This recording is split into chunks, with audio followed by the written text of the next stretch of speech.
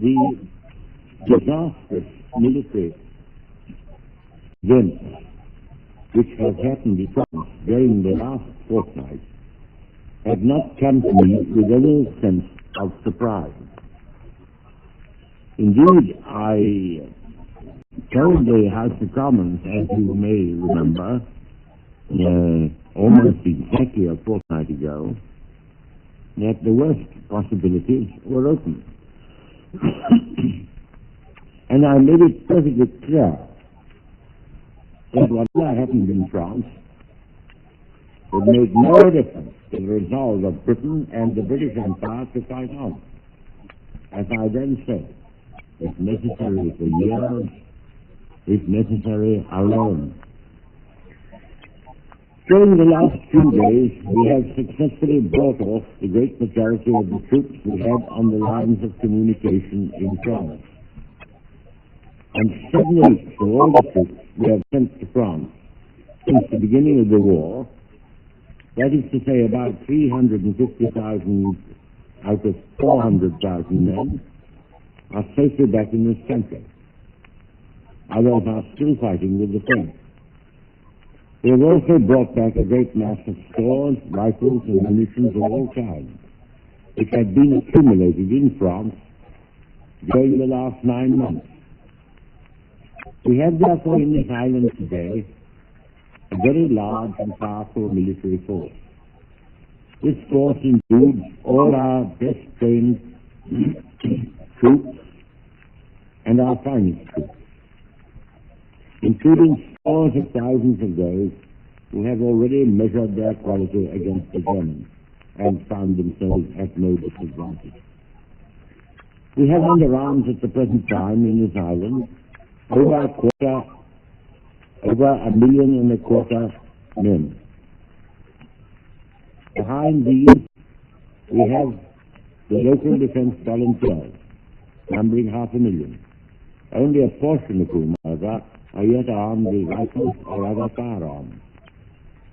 We have incorporated into our defense forces every man to whom we have a weapon. We expect very large additions to our weapons in the near future. And in preparation for this, we intend forthwith to call up, drill, and train further large numbers.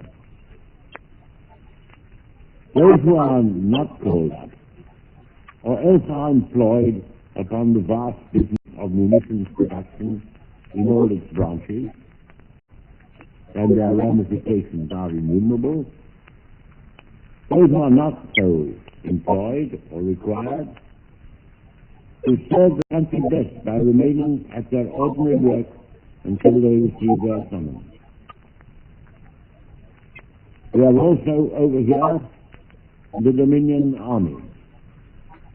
The Canadians have actually landed in France, but have now been safely withdrawn.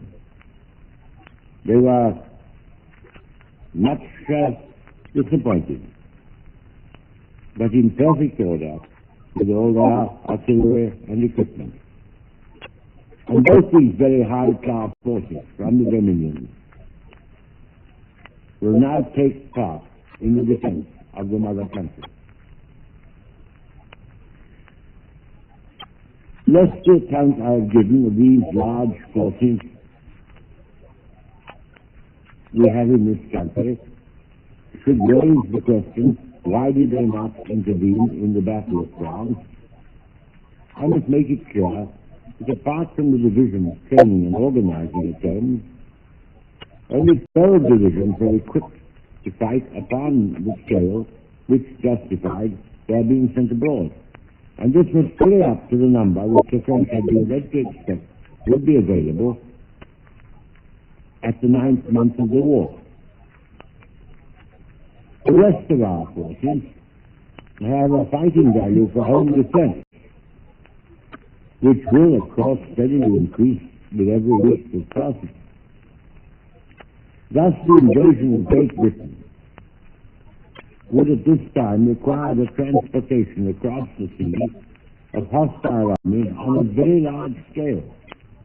And after they had been transported, they would have to be continually maintained with all the immense mass of munitions and supplies which are required for continuous battle.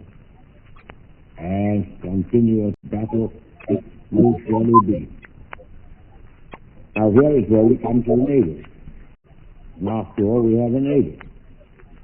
Some people are inclined to forget that we have a Navy. For more than 30 years, I've been concerned in discussions about the possibility of overseas invasion. And I took the responsibility on behalf of the Admiralty at the beginning of the last war of allowing all the regular troops to be sent out of the country. That was a very serious step to take, because our territorials had only just been caught up and were quite untrained. Therefore, this island was for several months practically denuded of fighting troops. The Admiralty of those days had confidence in their ability to prevent a mass invasion. And you must remember that at that time, the Germans had a magnificent battle fleet, a fleet in the proportion of 10 ships of theirs to 16 of ours, and capable of fighting a general engagement any day. Whereas now they have only 2 heavy ships worth speaking of, the Scharnhorst and the Gneisenau. So the situation is very much less critical than the one we lived through in the beginning of the last war. And it seems to me that so far as seaborne invasion on a great scale is concerned, we are far more capable of meeting it today than we were at many periods in the last war, and during the early months of this war also, before our other troops were trained, and while the BEF had proceeded abroad. Now, the Navy had never pretended to be able to prevent raids by bodies of 5,000 or 10,000 men, flung suddenly across and thrown ashore at several points of the coast some dark night or foggy morning. The efficacy of sea power, and especially under modern conditions, depends upon the invading force being of a large size, so that the Navy have something they can find and meet, and as it were, something they can bite on. Now, even 5 divisions, very likely equipped, would require 200 to 250 ships, and with the modern air reconnaissance and photography, it would not be easy to collect such an armada, marshal it, and conduct it across the sea without any powerful naval force to escort it. And there would be very great possibility, put it mildly, that this armada would be intercepted long before it reached the coast, and all the men drowned in the sea, or at the worst, blown to pieces with their equipment while they were trying to land. They have also a great system of minefields, which recently strongly reinforced, to which we alone know the channel. If the enemy tries to sweep passages through these minefields, it will be the task of the Navy to destroy the minesweepers and any other force employed to protect them. There ought to be no difficulty in this, owing to our great superiority at sea. The question is whether there are any new methods by which these solid assurances can be circumvented. Odd as it may seem, some attention has been given to this by the Admiralty, whose prime duty and responsibility it is to destroy any large seaborne expedition before it reaches, or at the moment it reaches, these shores. It wouldn't be a good thing for me to go into details of this. I might put something in their minds which they haven't thought of. In fact, they wouldn't make any answer which would put something in our minds that we haven't thought of. All I will say is that untiringly and untiring searching of the mind is being and must be devoted to the subject. Because remember, the enemy is crafty, cunning, and full of novel treacheries and stratagems. There is no dirty trick he will not do. This brings me to the great question of invasion from the air, and of the impending struggle between the British and German air forces. It seems quite clear that no invasion on a scale beyond the capacity of our land forces to crush speedily, no invasion on a scale beyond that is likely to take place until our air force has been definitely overpowered. In the meantime, there may be raids by parachute troops and attempted descents by airborne soldiers. We ought to be able to give these gentry a warm reception, both in the air and also, if they reach the ground, in any condition to continue the discussion. But the great question is, can we break Hitler's air weapons? Now, of course, it is a very great pity that we have not got an air force at least equal to that of the most powerful enemy within reach of our shores. We were promised that 5 years ago. But we have a very powerful air force which has proved itself far superior in quality, both in men and in many types of machines, to anything we have met so far in the numerous and fierce air battles which have been fought with the Germans.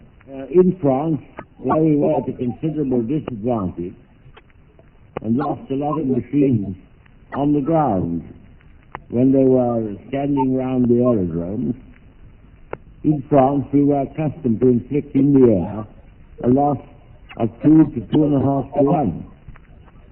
In the fighting over Dunkirk, which was a sort of no man's land, we undoubtedly beat the German Air Force and gained the mastery of the local air, inflicting here a loss of 3 or 4 to 1, day after day.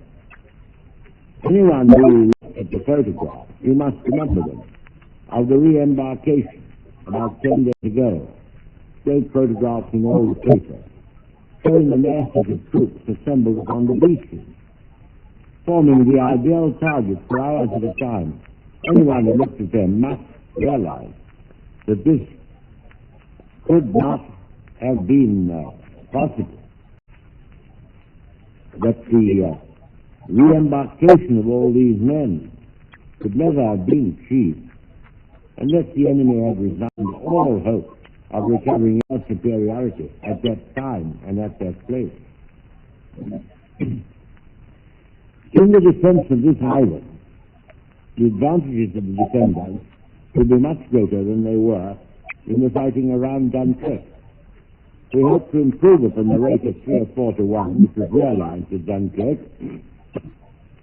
and in addition all injured machines and their crews which kept down sentries, of which there are a great many in air fighting, surprisingly,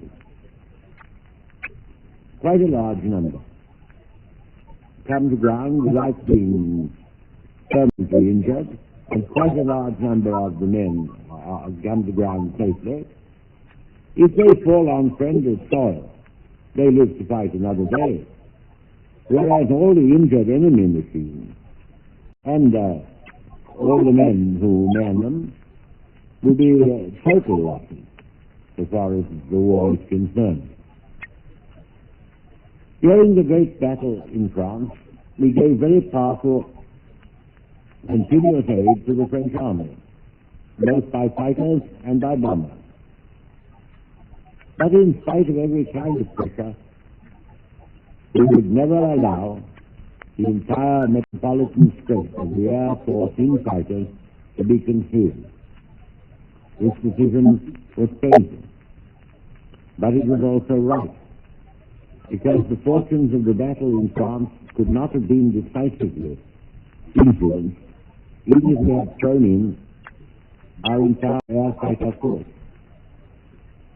That great battle was lost by the unfortunate strategic opening, by the extraordinary unforeseen trial of the armored column, and by the very great German preponderance in number.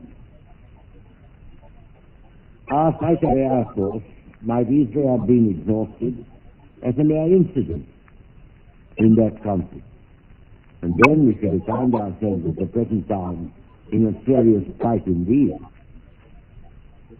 As it is, I am happy to inform you that our fighter air strength is stronger at the present time relatively to the Germans, who have suffered terrible losses, than it has ever been.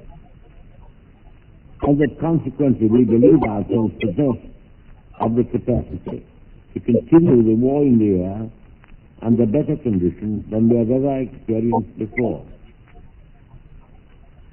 I look forward confidently to the exploits of our fighter pilots, these splendid men, this brilliant youth, who will have the glory of saving their native land, their island homes, and all they love, from the most deadly of all attacks.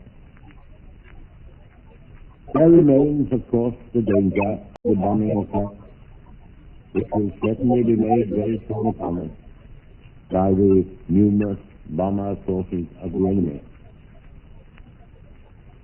It is quite true that their bomber force is superior in numbers to ours. But we have a very large bomber force also, which we shall use to strike at military targets in Germany without intermission. I do not at all underrate the severity of the ordeal which lies before us, but I believe our countrymen will show themselves capable of standing up to it and of carrying on in spite of it, at least as well as any other people in the world. Much will depend on this, and every man and woman will have the chance to show the finest qualities of their race and to render the highest service to their cause. For all of us, whatever our sphere or station, it will be a help to think of the famous line, "See nothing common did or need," upon that memorable scene. I have thought it right on this occasion to give you some indication of the solid practical grounds upon which we base our inflexible resolve to continue the war. There are a good many people who say, "Never mind, win or lose. Think us firm, better die and submit to tyranny." And such a tyranny. And I do not dissociate myself from them. But I can assure you that our professional advisors in the three services, very able men, unitedly advise us that we should carry on the war, that we are able to carry on the war, and that there are good and reasonable hopes for final victory. We have fully informed and consulted all the self-governing elements.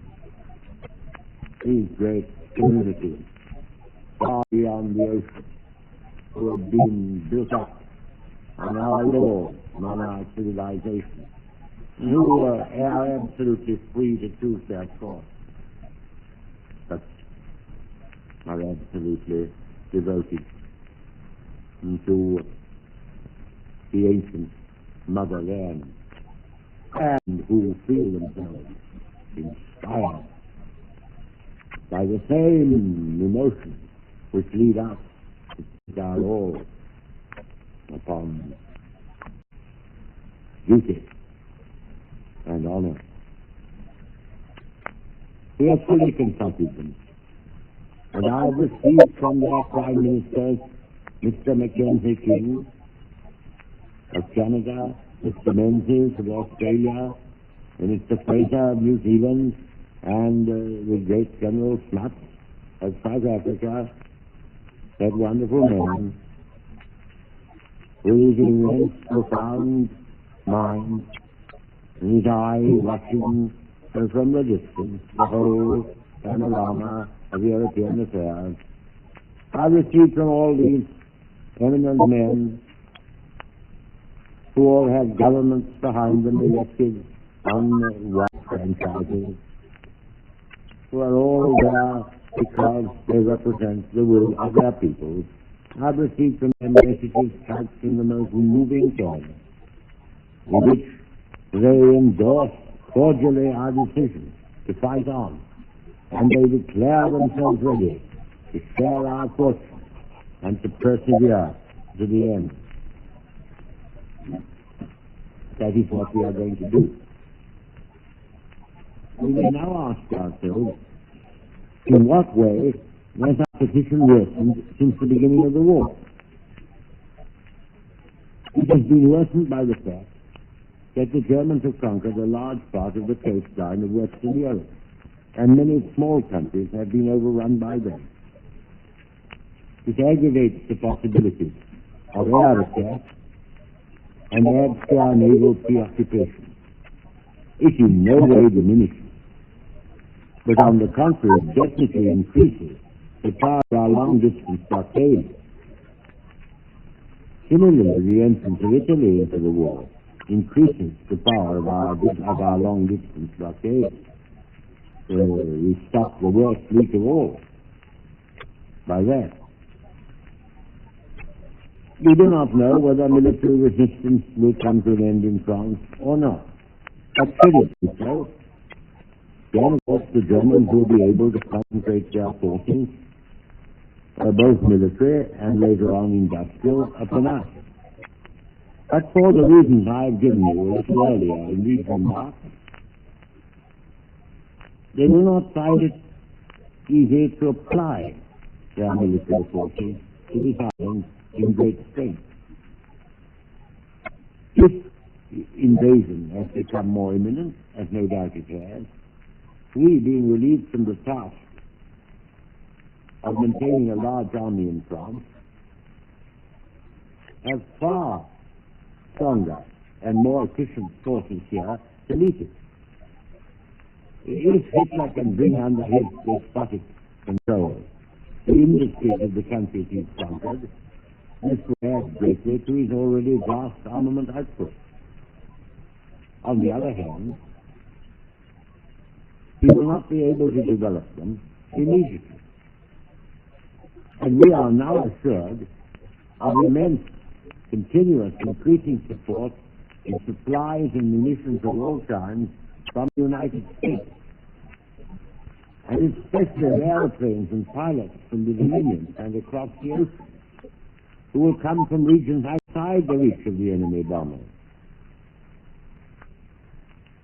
I do not see how any of the new factors, the new adverse factors I have mentioned, can operate to our detriment on the balance before the winter comes. And the winter will impose a strain upon the Nazi regime, with almost all Europe writhing and starving under its frail heel, which for all their ruthlessness will run them very hard. We must not forget that from the moment that we declared war on September the 3rd, and you heard that first air-raid warning within a few minutes of the declaration of war, we must not forget that it was always possible for Germany to turn all our air forces in this country, together with any other devices of invasion and tricks and stratagems they had in mind, and that France could do little or nothing to prevent her doing so. We have therefore lived under this danger all these months. In the meanwhile, however, we have also improved our methods of defense, and we have learned what we had no right to claim at the beginning, namely that the individual aircraft and the individual British pilot has assured and definite superiority. Therefore, in casting up this dread balance and contemplating our dangers with a disillusioned eye, I see great reason for intense exertion and vigilance, but none whatever for panic or despair. During the last 4 years, during the first 4 years of the last war, 1914 to 1918, the Allies experienced nothing but disaster and disappointment. That was our constant fear. One blow after another, and terrible losses. And yet, at the end of those 4 years, the morale of the Allies was higher than that of the Germans, who had moved from one aggressive triumph to another, and who stood everywhere triumphant invaders of the lands into which they had broken. During that war, we repeatedly asked ourselves this question: how are we going to win? And I do not remember that anyone was ever able to answer it with much precision, until at the end, quite suddenly and unexpectedly, our terrible foe collapsed before us, and we were so gorged and glutted with victory that in our folly we threw it all away. We do not know yet what will happen in France, or whether the French resistance will be prolonged, both in France and in the French Empire overseas, or whether it will only be prolonged in the French Empire overseas. The French government will be throwing away great opportunities and casting adrift their future if they do not continue the war in accordance with their treaty obligations, from which we have not felt able to release them. I dare say you saw in the newspapers this morning an historic declaration in which, at the desire of many Frenchmen and of our own hearts, we have proclaimed our willingness at this darkest hour in French history to conclude a union of common citizenship in this struggle. However matters may go in France, or with the French government, or other French governments, we in this island and in the British Empire will never lose our sense of comradeship with the French people. We are now called upon to endure what they have been suffering. We shall emulate their courage, and final victory rewards our toils. They shall share the gain.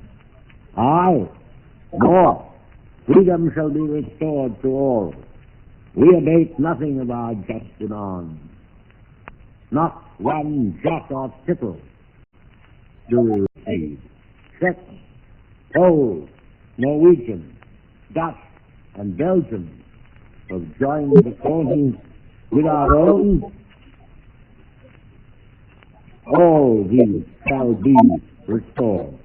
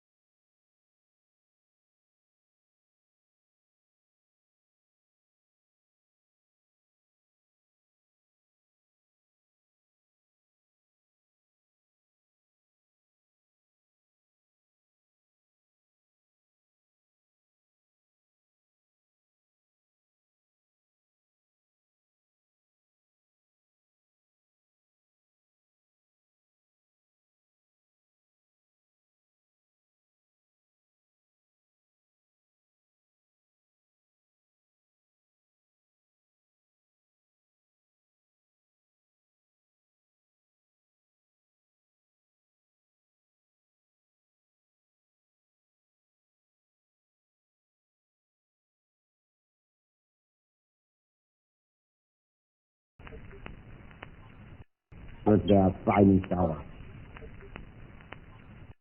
Was their finest